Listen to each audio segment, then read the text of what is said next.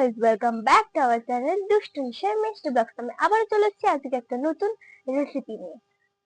আজকে মা দারুণ অসাধারণ একটা খুব টেস্টি একটা রেসিপি মা রোজই, তো আজকে মায়ের মন হয়েছে আপনাদের সাথে সেই রেসিপিটা শেয়ার করবে।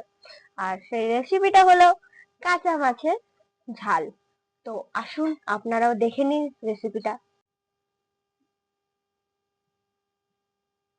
হাই গাইস, এই যে আমি আজকে সিলভার মাছ নিয়ে নিয়েছি। এটা কাঁচাই মাছের ঝাল করব। এত লোভনীয়, দুর্দান্ত, দিবে জল আনার মতো রেসিপি। দেখে নেন কি করে করব। এটার মধ্যে আমার আদা, রসুন, পেঁয়াজ বাটা আছে, এগুলো সব এর মধ্যে দিয়ে দেবো ঢেলে। এটাকে মাখতে হবে মশলা দিয়ে। দেখে নেন কিভাবে করছি। আমি এরকম মাঝে মাঝেই বানিয়ে খাই। আর এতে মাঝে মাঝে বানিয়ে খাই সবাই। এরকম ট্রাই করে দেখবেন। সর্ষের তেল দিয়ে দিলাম। এটা অনেকটাই সর্ষের তেল লাগে, এটা তেল বেশি দিয়েই করতে হয়, কেননা তেল না বেশি দিলে ভালো লাগবে না। তেল একটু বেশি তেল দিতে হয়। এটা আমার আর একটু সামান্য দিব তেল। কেন তেলে ভালো করে মেখে এটাকে করতে হবে। তা আমি এর মধ্যে একটু লঙ্কার গুঁড়ো 1 চামচ দিয়ে দিলাম। এটা কালার হবে, ঝালও হবে। জিরের গুঁড়ো 1 চামচ দিয়ে 1.5 চামচ মতো দিয়ে দিলাম। একটু ধনের গুঁড়ো দেব, এই যে ধনের গুঁড়ো অল্প দিয়ে দিয়েছি। আর দিব হলুদটা তো দিতেই হবে, নাহলে কালার হবে না, দেখতেও ভালো লাগবে না। হলুদ দিয়ে দিলাম। লবণটা স্বাদ মতো দিব, যে যেমন খাও সেই বুঝে।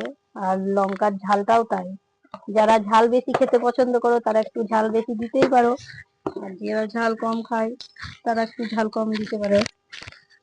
এর সঙ্গে দিব আমি এই টমেটো কুচি, আর এই যে দুটো চেরা কাঁচা লঙ্কা। আর এটা মেখে নিই ভালো করে, তারপরে এটা দিব। এটা মাখার উপরেই নির্ভর, যত ভালো করে মাছগুলো এর মধ্যে মশলা দিয়ে মাখানো হবে তত টেস্টি লাগবে, আরো বেশি খেতেও ভালো লাগবে। তা এটা হাত দিয়ে এরকম করে সুন্দর করে মেখে নিতে হবে, একটা একটা পিস করে। এই যে পিসের মধ্যে ঢুকে যাচ্ছে মশলাগুলো, বেশ সুন্দর। এটা এটা আজ একদম লো করে কমিয়ে গ্যাসটা চাপিয়ে দিতে হবে, ওর মধ্যে হালকা করে আস্তে করে। বেশি জাল দেয়া যাবে না, পুড়ে যাবে। আস্তে আস্তে মাছটাকে সময় সময় এপিট ওপিট করে উল্টে উল্টে পাল্টে দিলেই আমার মাছ সিদ্ধও হয়ে যাবে, রেডি হয়ে যাবে। এবার আমি দিয়ে দেবো টমেটো কুচি আর লঙ্কা। দেখতেই পাচ্ছেন আমাদের ঝাল তো কম খাই, কিন্তু দুটো চেরা লঙ্কা সেন্টও হয় ভালো, তাই দুটো লঙ্কা দিয়ে দিলাম। তার সঙ্গে টমেটো কুচি দিয়ে দিলাম। আর দিব একটু ধনেপাতা কুচি, দিয়ে দিলাম একটু ধনেপাতা কুচি। অল্পই দিই, কেন আমাদের ধনেপাতা খাই কম, ওর জন্য অল্পই দিলাম। আমার রেডি হয়ে গেল মাছেরই। এভাবে এবার আমি 10 মিনিট এরকম মাখানো থাকবে, তারপরে আমি এটা হালকা আঁচে চাপিয়ে দেবো, একটু নুন ঝালটা ঢুকুক ভিতরে। আমি এবার ঢেকে দেবো। ছিল আমার ঢেকে মাছটা, দেখতেই পাচ্ছেন কত সুন্দর এখনই কালারটা এসছে। এই যে গ্যাসটা আমি এই যে কমিয়ে দিলাম। এবার আমি কড়াইটা একদম দেখি রে, গ্যাসটা এই যে কমানো একদম। এবার কড়াই চাপিয়ে দিলাম আমি। এবার 10 মিনিট 15 মিনিট পর আমি মাছটা উল্টে দেবো। মাছটা এখন ঢাকা থাকলো। আর একটা কথা কি, সবাইকে, আপনারা যে যেমন ইচ্ছা সব রকম মাছ দিয়ে এটা করা যাবে। রুই, কাতলা, পাবদা, ভেটকি, বড় বড় চারাপোনা, ইচ্ছা করলে সব মাছ দিয়েও করা যাবে। যে আমি সিলভার মাছ দিয়ে করলাম বলে সিলভার মাছই লাগবে এমন কিছু না, যে যেরকম ইচ্ছা সেই মাছ দিয়েই করতে পারেন এরকম রেসিপি। খেয়ে দেখবেন অসাধারণ লাগে। এই যে আমি ঢেকে দিলাম। এখন আমার দম চলে এসছি আবার 15 মিনিট পরে, দেখছেন কেমন টকবক করে ফুটছে। এবার মাছটাকে আমি আস্তে আস্তে উল্টে দিব আস্তে করে। তা মাছ তো খুব নরম, তাই খুব আস্তে আস্তে সাবধানে উল্টাতে হবে যাতে ভেঙে না যায়।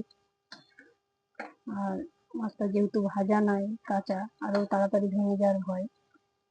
তো গাইস এরকম করে সবাই করে খাওয়াবে, আমাকে শেয়ার করে জানাবে যে কেমন লাগলো কমেন্ট বক্সে, আর সাবস্ক্রাইব করবে, লাইক দিবে। এই যে প্রতিটা মাছ আমি উল্টে দিলাম এইভাবে।